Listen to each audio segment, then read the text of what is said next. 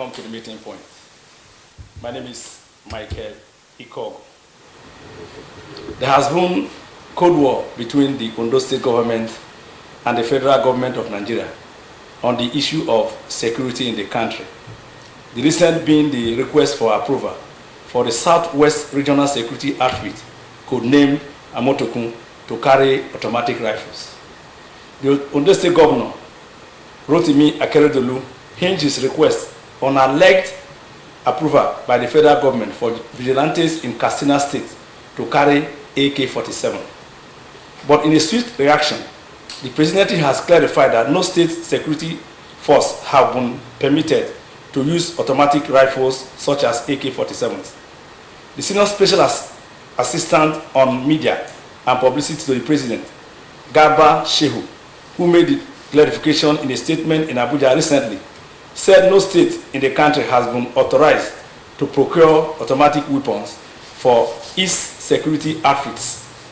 Shehu insisted that President Muhammadu Buhari has repeatedly made it clear that illegal possession of AK-47 or any other automatic weapons in the country is illegal. He said, where they fail to do so, the law enforcement agencies have been given clear directives to deal with any such outlaws. Under the existing regulations, only the Office of the National Security Advisor can issue such authorization. This is upon clearance by the President and Commander-in-Chief, and it is at this moment no such approvals have been issued to any state government. In the specific Katsina State often cited, Governor Aminu Masari wrote to explain that the administration invited the provost of the Civil Defense Training College in Katsina to train their vigilantes for a 5-day period in the handling and operation of pump action rifles. The vigilantes were not trained to take over the responsibilities of the security agencies of the federal government of Nigeria, but to assist them. Those were the words of Garba Shehu. But the governor of Ondo State, Rotimi Akeredolu, has replied the presidency after he said no state has been authorized to procure automatic weapons for its security outfit. Akeredolu, in a statement released by his spokesperson, Richard Olatunde, said FG's reason for refusing to allow state security outfits to carry arms is no longer feasible, given the current security issues in the country. The governor also asked why presidential spokesperson Garba Shehu is now defending the Katsina State government when the state government is here to openly deny claim of use of AK-47 by vigilantes of Katsina State during training. He said attempt to justify the use of AK-47 by the vigilantes of Katsina State for training stand logic on its head. Akeredolu, being quoted, said the report by the TVC News that went viral showed the Katsina State vigilante training with AK-47. This is the same weapon which approval has vehemently been refused for the use of Amotekun Corps and other state security outfits. The question Governor Olurotimi Akeredolu's son asked where did the guns come from? Who approved their use? Were the guns returned to the armory after use? The AK-47, as seen from the TVC News, was about usage. If not, what purpose does training with the gun serve? He went further to say, it is rather suspicious that Garba Shehu elected himself as the spokesperson for the Katsina State government, whereas the Katsina State has not come out openly to deny the statement of Governor Akeredolu on the use of AK-47 by vigilantes of Katsina State. Akeredolu, who reiterated that he cannot fight gunmen with bare hands, added that he is very much committed to realization of a constitutional amendment to reflect the current realities. This brings us to the topic of today's discussion: insecurity, need for regional policing in Nigeria. I have in the studio a veteran journalist and a social commentator, Alexander Tampee Omordia. Omordia, welcome to the studio. Thank you, and I'm happy to be here once again. How will you describe the insecurity in the country? I think that to start with, security belongs to the man. Whether you're looking at a corporate body or an individual, I think it's incumbent upon the person to secure himself first. It is a duty. It should be a commitment. And when you have a larger spectrum that has a head, you should be concerned with the security of those under him. Let me ask again, are you satisfied with the way manner the federal government has handled the security issues in this country? Well, I can't say specifically that I am satisfied because of so many reasons. We used to know that the safety of every individual in this country was guaranteed to some level. Today is a different ball game. If you look at it, you will see that life has changed to a negative direction. The farmers today are no more free to work in their farms. The investors, as we have them, it's been usual for government to say foreign direct investors, local investors and all that. Today, they are not comfortable anymore in this country. Everybody's like taking flight, and that is worrisome. It does not advertise guaranteed safety of lives and property. Okay, well, the inability of the federal government to really secure the lives of citizens of this country has given room for regions to begin to look at how they can come out with their own security outfit to really protect their citizens. If you look at the Northeast, we are talking about the civilian JTF, the hunters group and other that are helping them also to fight bandits in that region. And if you come to the Southeast, you hear about ESN, who already federal government is also saying they are illegal, that it should be outlawed. Then you go to the Southwest, the Amotokun was adopted by the Southwest states as their own security outfit. And if you come straight to Ondo State, where Akeredolu is holding sway, what happened in that church in Owo also has opened the eyes of the people of Ondo State that on the need to really fortify their security apparatus to begin to wage war against these bandits. The federal government, what do you think is the major challenge the federal government is having for not being able to police the country? Thank you. I feel that the federal government is shy about the entire imbroglio they have either created or found themselves in. One would have expected that there would be a strict adherence to a federal structure as defined by the tenets of federalism. It is, for instance, if one may go a little bit to explain, that it's a kind of union of component states, that has a kind of confinement of legitimacy on those component units to take care of themselves and also assist in taking care of the larger body of the country or nation. So I feel that the government, the federal government of Nigeria, for instance, should have endeavored to put the proper machinery in place to ensure that we have a true federal system.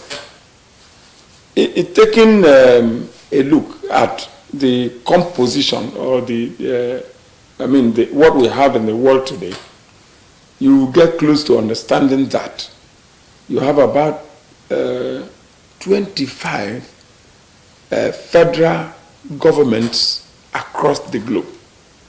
It is only Nigeria that operates federal government practicing democracy, practicing democratic federal system of government. Federal system of government. So that we'll get it clearer. Yes, but it's only Nigeria that practices centralized form of policing. I think it's wrong.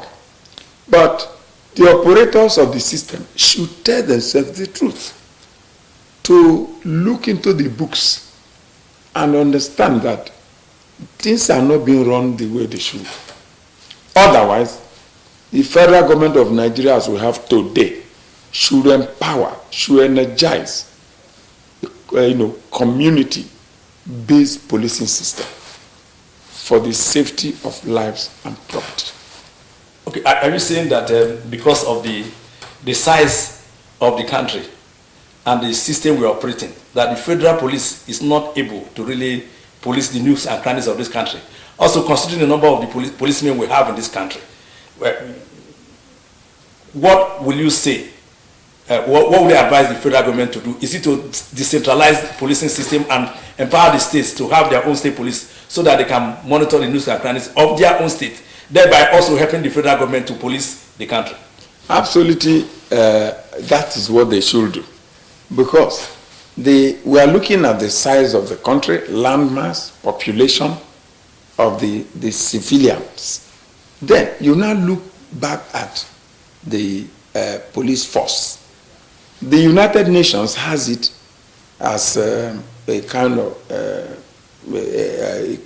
an arrangement which kind of prescribes that from about 400 citizens, there should be one policeman.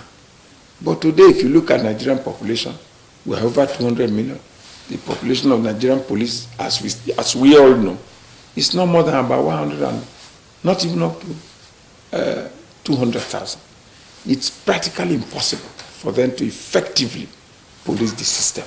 So the government of the day should look into all that and understand that it is impossible, going by the numerical strength of the police force they have, even the equipment, to know that, yes, they should devolve it. Let states or regions take charge of their policing duties.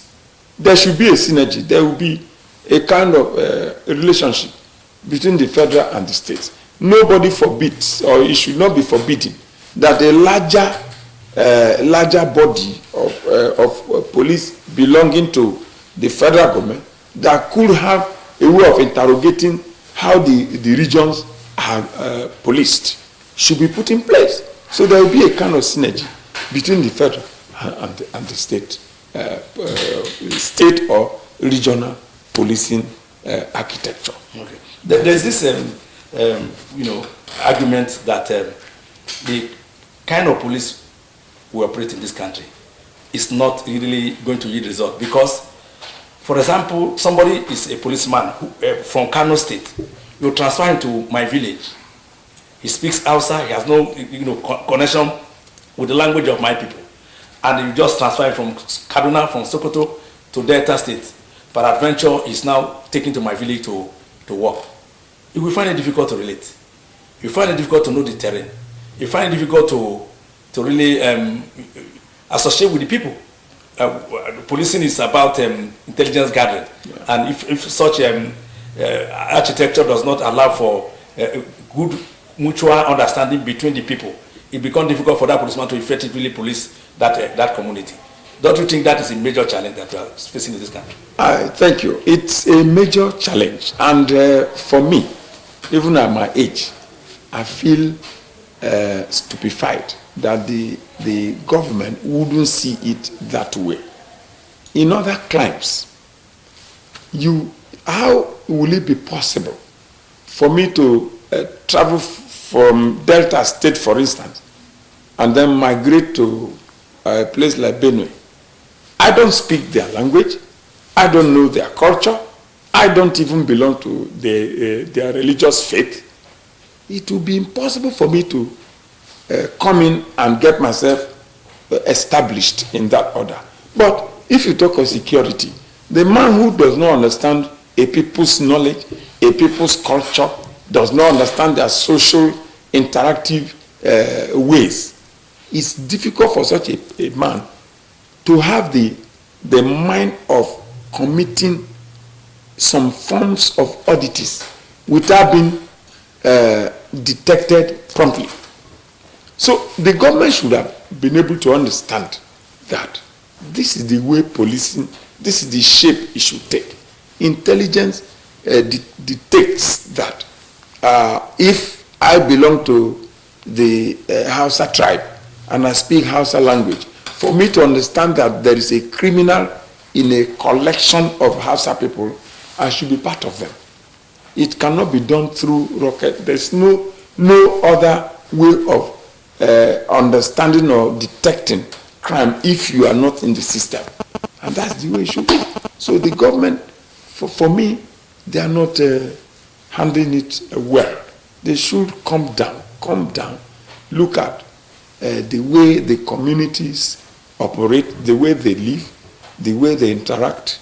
Then you can even train somebody to understand the language, the culture, and then you'll be able to know if things are not going well. So it is very, very important that they should consider community policing, where, for instance, those that operate the system will be part of the community. If you have some infraction from such individuals, it will be easily detected. For instance, I am a policeman in Okpanam environment, for instance, and I live there. Everybody knew from my local dwelling place that I just joined the police yesterday, and tomorrow I come in with a flashy car. They will begin to interrogate the sincerity of my purpose. So these are the things that the federal government of Nigeria is not taking into consideration, and it is worrisome. Okay, let's look at the issue that Akeredolu raised, that vigilante in Katsina State were training with AK-47. Yeah. And he concluded that after that training, they were empowered to carry AK-47.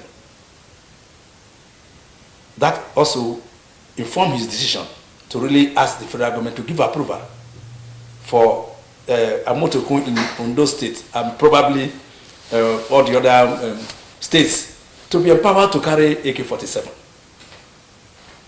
The terrorists, the bandits they are fighting are carrying AK-47, and the local vigilantes are carrying dengon, and possibly the most sophisticated they can carry is just a pump action. How can a man with dengon, our people sometimes call it shakabula, confront a man with AK-47 and willing to kill, ready to kill anytime, any moment? Well, that's an absolute impossibility. You don't have any match in that conversation. I think Arakuni Akeredolu is looking at the first primary responsibility placed upon him as the governor of Ondo State. Perhaps he is being informed or influenced by some other actors in the past and today. I remember the former governor of Ogun State, that is Senator Ibikunle Amosun. In the twilight of his administration, nobody knew he had placed order for the importation of 1,000 units of AK-47 rifles. Perhaps he saw tomorrow, because at that time we are looking at 2015, 2018, 19 when he was living. There wasn't, we're not hearing a kind of escalation of this banditry that we're having today. He imported them. Perhaps when he was leaving, he just realized that he probably was running, foul of the law. He had to call in the CP of the state then, and then handed over the weapons to him, so as to be seen to be clean. So, which means both past and present governors realize that the Dane guns, the pump action, the catapults cannot be effectively employed to fight modern warfare or banditry. And that is the reason why the man has proposed to be permitted to import the AK-47 units of rifles and ammunition. Then you look at what we say happened in Katsina State. Then you see a kind of conflict. How will, in the same government, in the same federation, you have one state being permitted to train its operatives of the local vigilante community with a more sophisticated weapon, and then you come to the southwest, where in Ondo State in particular, where Akeredolu leads and functions as a governor and is not allowed. That speaks volumes. I think there is an inclination to think that there is some double standard, that I have to pity him in that direction. But as a governor, he can fight it. He has his way. He is perhaps thinking of announcing the plethora of weapons in his territory. If you go back to history, and then remember 1991, when the government, for instance, of Haiti was hijacked by military coupists that ousted the President Jean Aristide. American government mobilized their men and went to that country. When they got there, under the command of General Colin Powell, he met with the president of the military leader of the country, Jean. I've forgotten his name. But what's important is this: he made him to realize that I have forces that have surrendered your country. We have weapons huge enough to exterminate the entire military of your country. What we have come for is for you to restore the constitutional order and vacate the seat of government. The moment he made it clear, the leader of the military regime surrendered. So that could be part of what Governor Akeredolu seeks to achieve, that his state will be seen to be having a Motekun corps that is well equipped to stand any form of aggression by bandits. That is good enough.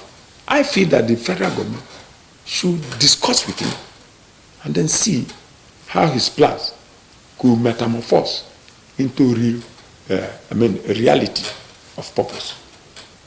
Okay, I quite agree with you that the level of sophistication of your weapons can send jitters to the nerves of the aggressors. Yeah. But considering the number of policemen we have in this country, which has necessitated the deployment of the military to help police, even our roads, you see the presence of the military, which ordinarily is an aberration. The military is supposed to be, in their barracks. When there is external aggression, they now mobilize to really launch attack. Now that we have them everywhere, assuming tomorrow Nigeria is at war with Cameroon, you think we have enough military men to fight for Nigeria, to defend the territory of Nigeria?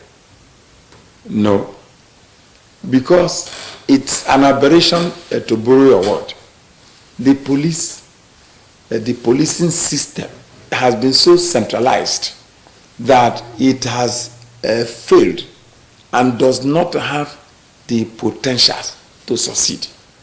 Ordinarily, if you go to so many other countries, to see a military man on the street is very rare. You see them when there is almost what could be perceived as an insurmountable crisis. That is when you see the military men. But again, it must have to do with external aggression. It must have to do with what borders on the survival of the nation itself. If we had a proper police in place, the military men will not be so visible that they even control traffic on the streets of Nigeria as we have today. It should be addressed. It is not proper. Some of us do not approve of it, and it should be condemned. That is the way it is. The government should look into it. Military men all over the world, a lot of them from their barracks, they are scientists, they are educationists, they excel in so many facets of human endeavor. But today, you see our soldiers carrying guns at their backs and then controlling traffic and manning checkpoints where you have those who convey tomato and akara to the markets. It makes them look so cheap, to the extent that even the criminals can study their operations and strategies and overwhelm them. And it's happening down in the east, down in the north. That is not proper. Okay, you spoke about commodity policing earlier on. Yeah. Fortunately, the federal government has approved commodity policing. But unfortunately, the community policing as it were in Nigeria is not working. Why do I say so? In Delta State, 2020, there was a committee inaugurated here, Community Policing Committee, headed by the traditional ruler of our kingdom, Obi Efizomo. I'm a member of that committee. They recruited, I think about 400 or something. Since that time, we have not met to say, oh, how is this community policing, how effective is it? How are they working? How are they relating? The whole of Delta State is about 400 or something, and share 400 or something among the 25 local governments that we have. That will not be up to 50 per local government. And considering the local government, the towns we have in our villages, you may not be able to have one in a kingdom. So, for me, that community policing is nowhere to really address the insecurity situation that we find ourselves in this country. And that has given room to local vigilantes, hunters group. Sometimes you see them along the road manning checkpoint to really help police their environment. Don't you think it's high time the federal government look into the community policing and improve upon what they have today, considering the number that is insufficient to police localities? I think that your personal experience is very peculiar, because if you go to the northern part, like Borno State, to some extent in Benue State, Plateau State, you have the local vigilante groups and all that. Those are arrangements financed by the state governments. So if that of Delta State didn't work or is seen not to be working, I think somebody should interrogate the intentions ab initio of the state government for a body to have been constituted. No, the community policing is not directly the state government creation. Okay. It's federal government under the supervision of the police command. Okay. Now, it means that the department charged with the responsibility of ensuring the workability of such a project has gone to sleep. If it is working in Benue State, it's working in Borno State, it's working in Western region, why is it not working here? Something is wrong somewhere. It's a noble idea that should be encouraged it should be financed and order for it to be able to function most effectively as expected. Something is wrong somewhere. The leadership of that committee should interrogate themselves and know whether they were constituted to fail or to succeed. Okay, we open up the line now. We'll come back to the issue of this regional security outfits.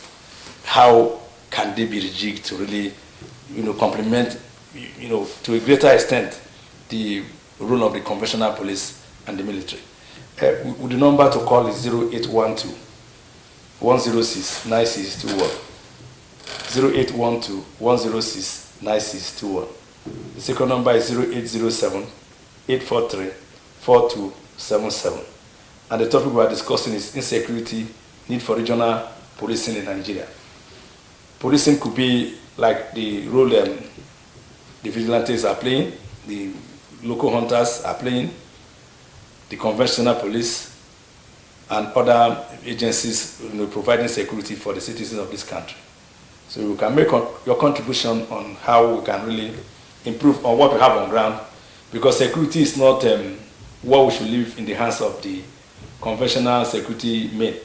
Both citizens of this state and the villages and across the country should play a part towards securing the lives and property that we have.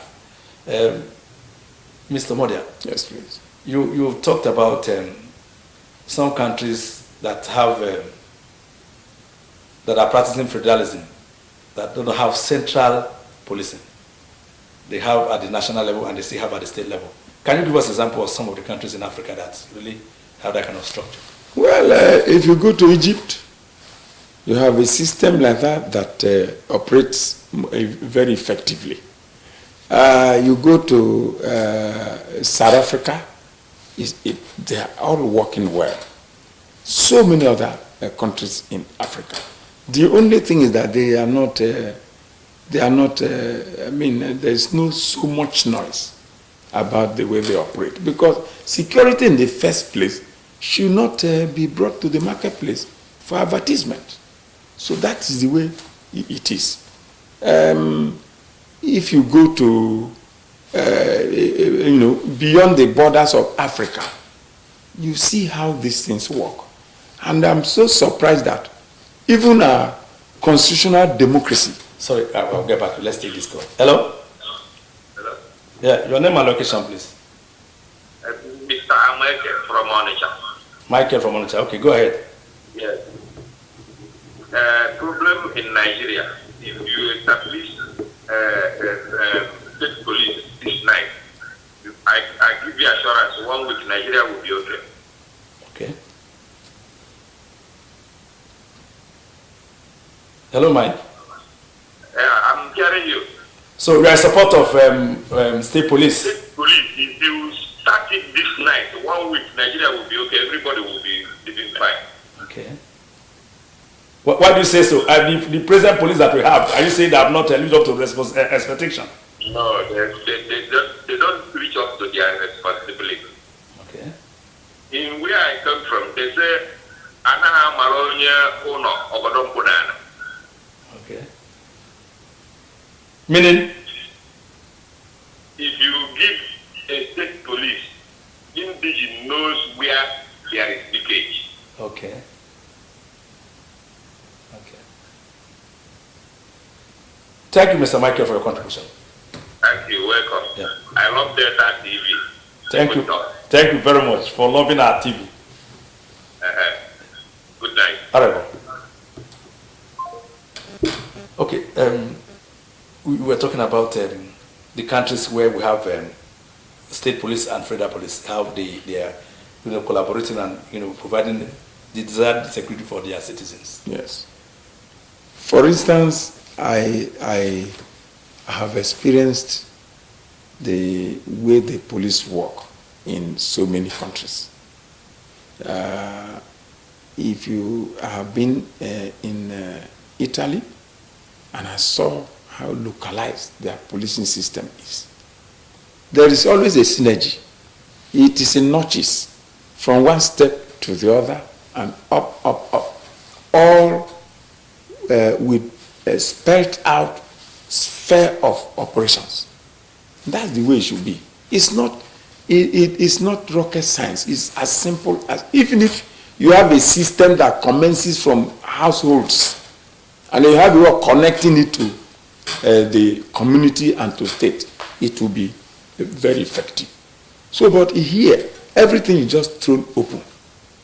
How do you expect that somebody will perform optimally well in an area of his or her responsibility, and is not remunerated, is not compensated, is not incentivized? These are the challenges of the larger or unitary policing system that we have. You have this man who is caught on point in the discharge of his duties. There's no way of compensating him. There's no way of encouraging him. Even give him a promotion. There's no way of promoting him. And then you expect him to perform. He will not do that. He will not do it. But if it is localized, you and I know that this man who went to this farm road was able to pick some thieves, and they arrested them, or laid a trap that got them together. It will be very easy to spot him. It will also be very easy to compensate him. But in the larger centralized policing system that we have, it's very, very difficult. If you record any feat in Akwa Ibom State, somebody needs to transmit that to Abuja, for instance. Along the way, you could have a mishandling. You may not even get to the right quarters for you to be identified as a hero. As a hero. So these are the challenges. Let's take this. Hello? Hello? Yeah. Your name and location, please. Yes, Emmanuel from Shimli South. Okay, go ahead. Okay, good. Like, what I wanted to contribute is not like if we have state police, it's not going to favor us. But let's look to the disadvantage of the state police now. Who are going to be who are the people that are going to control the state police? It's not the state governors, the local government chairmen. If the governors start controlling the state police, don't you think that someday, somehow, they will start using the state police against their opponents? Okay. We are Nigerians, not how we live here. The local government chairman will start using it against their political opponents. Look at the state electoral body now. Any state that PDP or APC, during their local government chairman, from councillor from Ward 1 to all the wards in that state, will go to that party, will go to the party in the state government. That's because the governor controls the electoral body in the state. So if the governor starts controlling the police in the state, the same thing will happen. Okay. It's no matter of us having the state police. Who will control the state police? Let's take Okowa policeman, for example. You don't see most of the nonsense they are committing in the state. Why? Because man no man. You understand? It's not that if we have the state police, things will not be better. It will be better for us. But the disadvantages that will come after it, that's what we're thinking. You understand? Okay. What would be your recommendation now to, curbing the present insecurity we have in the country? Since our police have not been able to really arrest the situation.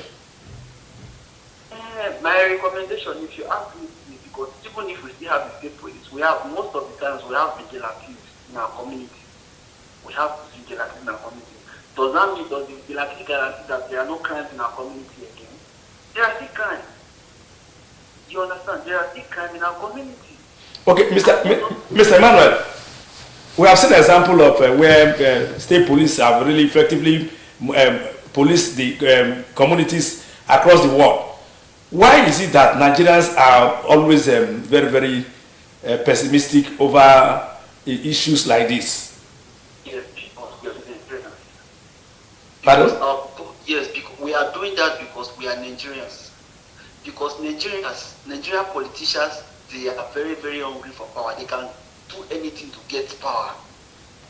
When you're not in their clique, you are their enemy. When you are not in their clique, you are their enemy. They will do everything to make sure they foster you out of the community or out of anywhere you are. So giving a Nigerian politician the upper hand, giving him to command over a police in a locality or in a local government, you are giving them a very big power to fight their opponents, to even fight their enemies. You understand?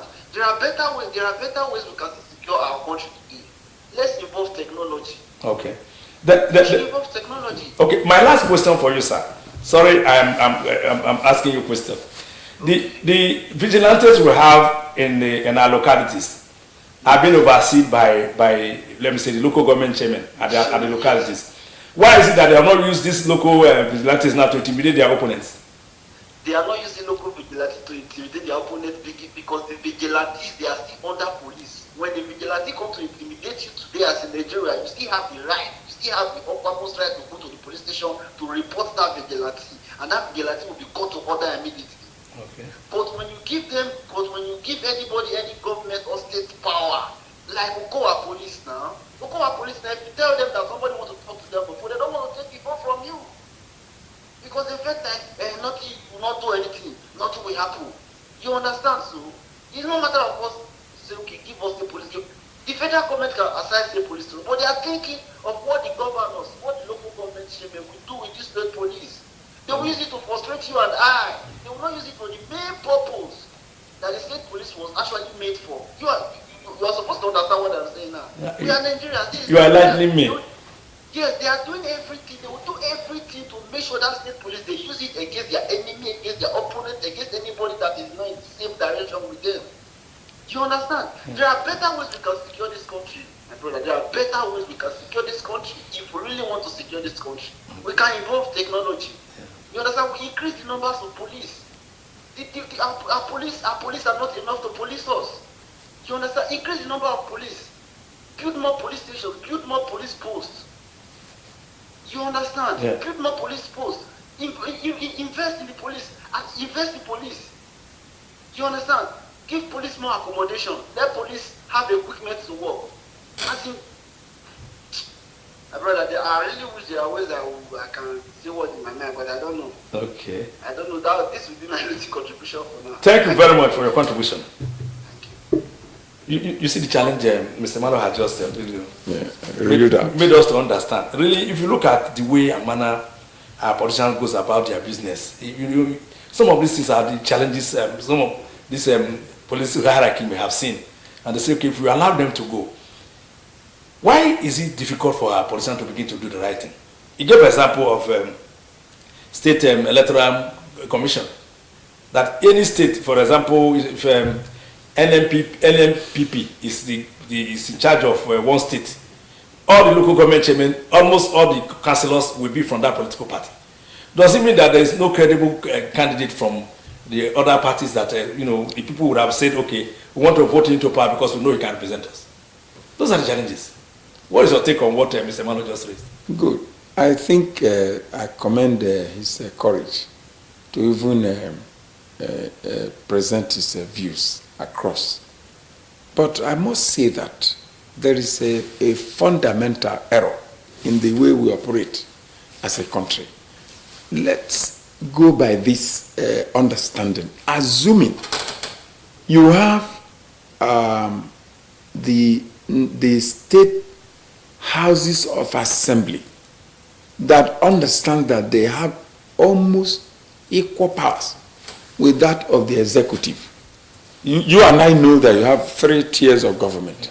You have the federal, you have the state, and the local government. And then at the state level, you have the arm of government, which is the legislative arm of government, which has been instituted. It's an institution that checks and balances the operations of the executive. It's as simple as that. If things are being practiced the way they should, the state houses of assembly should not permit themselves to be intimidated or controlled by the executive. That's just it. If you go, you run foul of the law, the judiciary should come in without being afraid of the executive or the legislative arm of government. They should go ahead to do their job. If this institutions or arms of government operate within the ambits of the law and as enshrined by the Constitution, as with the powers vested in them. No governor will use the police to intimidate or harass its political opponents. It is because of the lack of realization of the inherent constitutional powers in the houses of assembly that is making people to feel that once you empower the state government to constitute state police, that the governor will just kind of recruit them to protect himself and his interests only. That is key. We must understand this. So that's the challenge we are facing. The state assemblies have demonstrated lack of power and authority. It is pitiable. No, how in your opinion, could they have played a role like the scenario Mr. Manuel painted, that a political party will just win all the positions at the local government level? Yeah, it is because of a lack of transparency in the entire thing. And again, you do not also forget the issue of money politics. How does a local government chairman manifest to hold office? If you look at it critically, you understand that he is there at the behest of the governor. He virtually picks whoever represents him. It's like another office in the office of the state governor to become the local government chairman. That is the way they have run this country aground. It's horrible. Have we forgotten that there is a constitutional provision that makes it, makes the local government to be independent of the state? So, but these things are not being adhered to. That's the challenge we are having. That how does the local government get paid? How does the local government receive its statutory allocation? You must pass through the governor, who dictates what comes to the local government. So, and which also helps to explain that he who pays the piper, the state return. So there is some kind of assault on constitutional order, lack of clarity, okay, and all that. But I don't think it's not always the case. Let's please call. Hello. I don't think it's always the case, because the local government authorities, particularly in Delta State, have come out to say, yes, we are independent, our money is coming to us directly. Okay. It may happen in other states, but here, the people that are supposed to speak out to say, yes, we are really under the pressure of the governor of the state, has said, oh no, we are getting our money, and even the governor is stepping us, which means that a large extent independent in our state. It's possible it's happening in other states. You understand? I'm telling you, as what obtains in Delta as a journalist, and what I have heard from those who are supposed to say, yes, we are being oppressed. But it's not happening in Delta State, I must tell you. Okay. From what you can bring their gun chairman here to come and tell us how they are operating. I think we'll work towards that, so that you really understand that they are really, the governor here has really given them independence. The other day, when the Speaker of the House Assembly was briefing, he told us also that the legislative arm is independent. So the blame should be on those who are representing us, not even the governor. You understand? So if you are independent and you don't know how to really manage your independence, then it's left for you. It's not, you don't have to blame anybody that is really on top there, being responsible for your inability to exercise your constitutional right. That is one challenge, how politicians will manipulate the system to fight opponents. I think it's not today now. The agitation for state police has been on for quite a long time. Do you understand? So, but the regional police now that the regions are coming up with, it's like an alternative to this state police that you understand. But how equipped are they? How effective? How have they been able to really complement the effort of the conventional security operatives when they are poorly equipped? Well, that is just the challenge. If you look at what we hear of Amotekun in the southwest, their efforts should be encouraged. I think to strengthen them further is why the governor of Ondo State is crying out so loud. Then we have heard of the ESN in the southeast. Some of them too, like you have, some perhaps in the northwest. If they have encouragement from the federal level or tier of government, I think they will look out for ways of funding. Funding is key. If they are funded and trained, they will take charge. But again, you do not disconnect that from the type of federation or federalism that we practice. Who do they report to? That is key too. Assuming we have a well-designed federal system, then it will be clearer the way they operate, so that they will not breach any order. Okay. So that's the way it is. So, I think what's affecting us really is not that politicians will hijack it. No. If the federal government, we have not really operated as a federal system of government, it will become very, very difficult for us to begin to see how we can decentralize the police too. Let's first of all address the issue of federalism, where the various states will now be independent and contribute to the center. I think if we are able to achieve that, the issue of state police will not be a difficult thing to really overcome. Absolutely. Because you understand? Because the issue of politicians are now going around saying that when I become president, I will ensure that I give true federalism to the people. Yeah. They have said it not once, not twice, but who has been able to summon the political will to really, agitate for true federalism in the country among the presidents who have had before? Well, I think it is the structure, the architecture of the federal system that has been able to kind of reduce the visibility of the structure itself. And then the individual operators have now hijacked it. I cannot believe any man who says, I will do this, I will do this. The system should do, not you. So the system is largely defective. That's why we are having somebody who will come to even, embody the state, come to assume the color of the state, to say, I will do. The state should do, not you, not the individual. If it is well structured, you will see the state, whether it's a spiritual being, you perceive the presence of the state very close to you.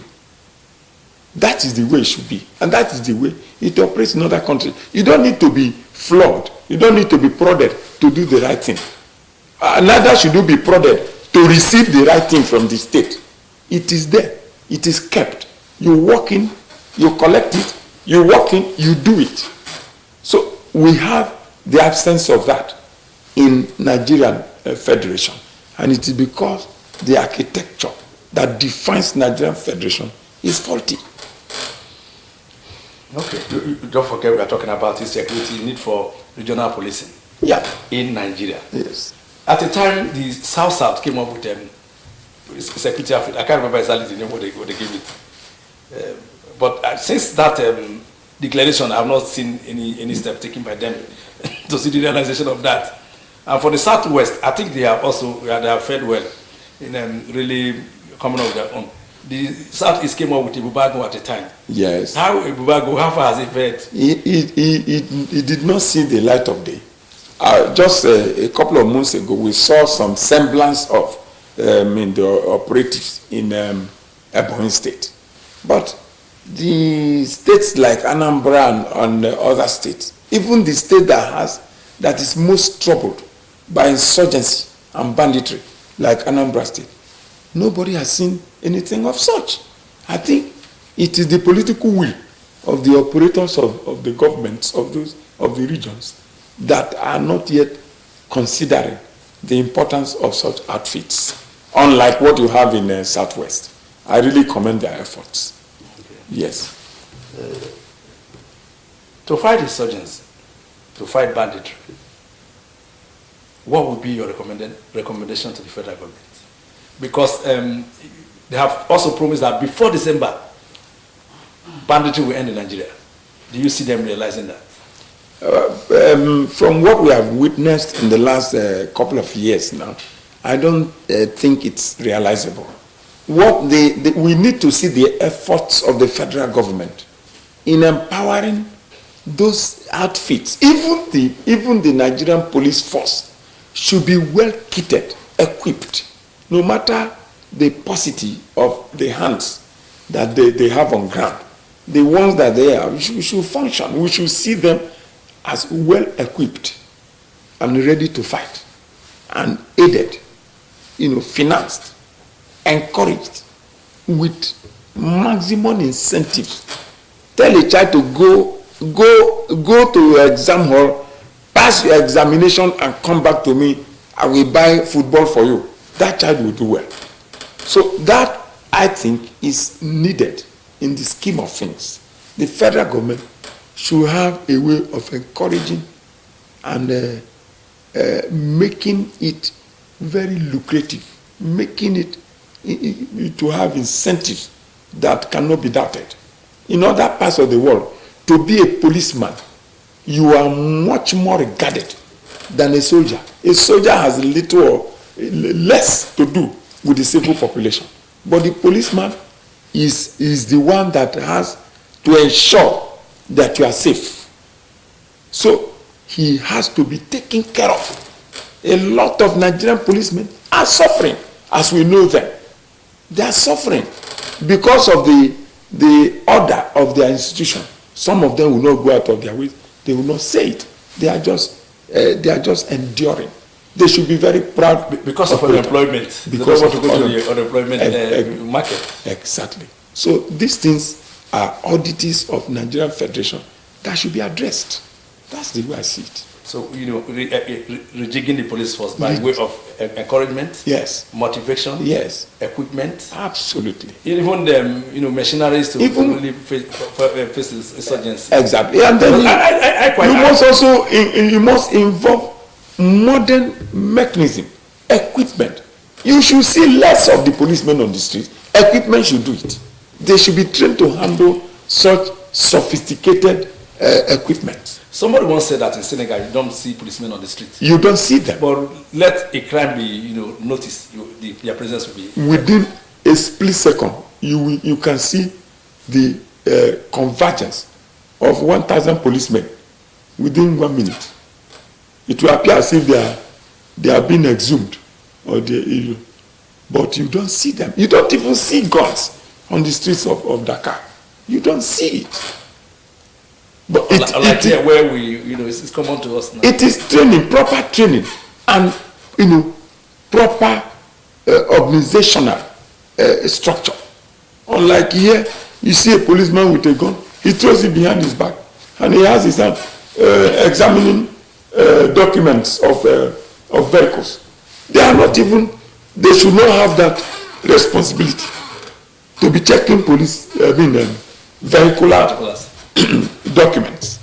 Because if you go to places like Singapore, I've gone to such a place, Malaysia, in Asia, these are countries that were ranked alongside Nigeria as third world.